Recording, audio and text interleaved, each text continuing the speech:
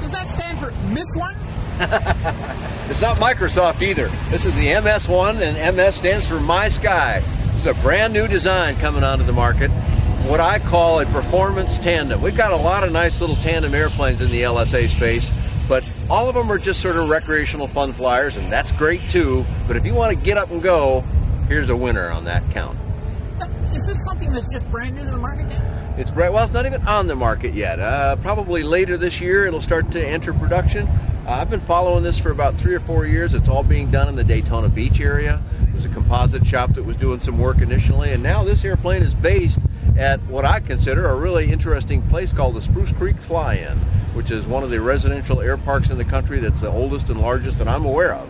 And all of this is happening right here with a whole cadre of highly talented guys with thousands and thousands of hours of flying experience and a crack team of young engineers that are working on it. You can see for yourself, they're doing pretty good. How are they going to be offering this to the market? Is it going to be coming out as experimental and as a light sport? The plan is here to do a special light sport aircraft, fully built, ready to fly.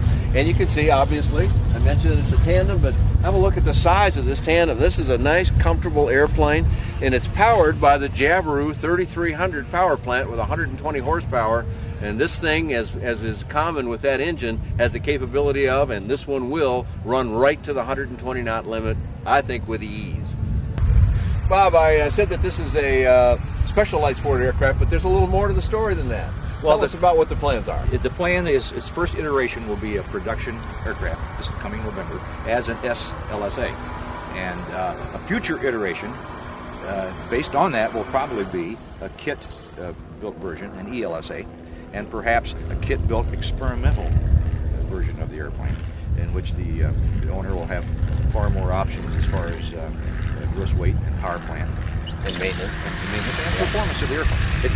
This, which is a proof of concept airplane, has a 10G wing, which of course is far more than a little more than you need. More than you need for the SLSA version. But in future applications, this may be the wing that we'll want for training school airplanes, possible military trainers, third world country trainers, and possibly even a turbine-powered version of the airplane. Wow, you got some big plans on it then. That's real exciting. Yes, we do.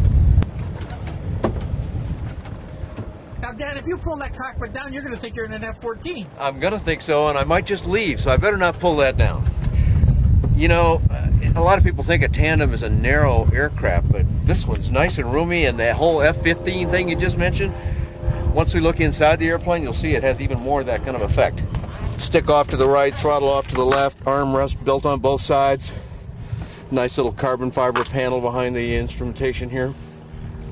And this also uses the MGL avionics, the South African model. It has these nicely identified switches that I think all the other ones ought to have.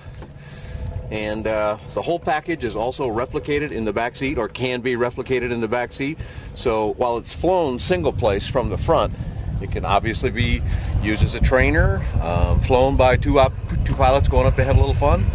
And fun ought to be an operative word in this airplane, because this thing scoots. I got a chance to fly it a couple of months ago, and very impressive. So what kind of figures are we looking at, Dan, for climb, cruise, stall, that type of thing? Well, in this airplane with this 3300 Jabiru engine in it, 120 horsepower pulling you along, it'll easily cruise it right at the 120 knot limit of a light sport aircraft, and it'll slow down very well by this very handy flap switch here. If you can bring your camera in close, how's this for convenient? Right on the joystick, which has all the switches in the world on it, right here is your flap. You have to turn on the master, of course, and we won't do that right at this moment, but while you're flying, master on, and just push the button back and forth. Flaps back on the end of the wing, come right down, you slow down nicely. The landing in this airplane I thought was very unique. You just sort of set up an attitude landing and let it come on down to the wheels. When I tried to manipulate it more, it didn't work as well. When I just followed the instructions I was given, greased it right on. So you got to listen to the people that know what they're talking about. I saw this thing climb out yesterday. It really looked like a homesick angel leaving the runway. Well, this particular one, a little heavier because it's a pre-production prototype, but I'm assured that when the machines come off the assembly line, this will do 1,000 feet a minute easily, and that's what you saw. Screaming into the sky and then scooting through it as we get along. Now, is there any room for storage, for cross-country flights, that type of thing then? Well, first let's talk about what you can put in the back seat in the way of people. And the folks at the factory say they've flown a fellow that was 285 pounds in the aft seat, no problem. And then there's room behind that for another up to 100 pounds of baggage, conceivably, but that'll depend on the maximum load of the airplane. Of course, we're limited in the SLSA space to 1,320 pounds, so it depends on what you put here as to how much you can put back there, but the space is available for you. Now, you've also got a bar that I understand that they're going to add to this for rollover protection. Well, this one has been shortened just for cosmetic reasons as they show this airplane off to people, but a lot of folks are familiar with a very popular RV series which has a kind of a headrest looking thing that is also a rollover construction there, and this will have that on it when it comes out in a production model. Now, how long is it going to be before they're actually on the list, do you think? Well, if you want to place an order, you can do that right now, and they're anticipating production will start in November of this year, that's 2010. And after that, the machinery of production will start to flow airplanes off the line. And if you want to get more information, Dan, where will we go? You just go to the company's website. The name of the airplane is MySky. The name of the company is MySky. So it's MySky, MySky.aero, AERO.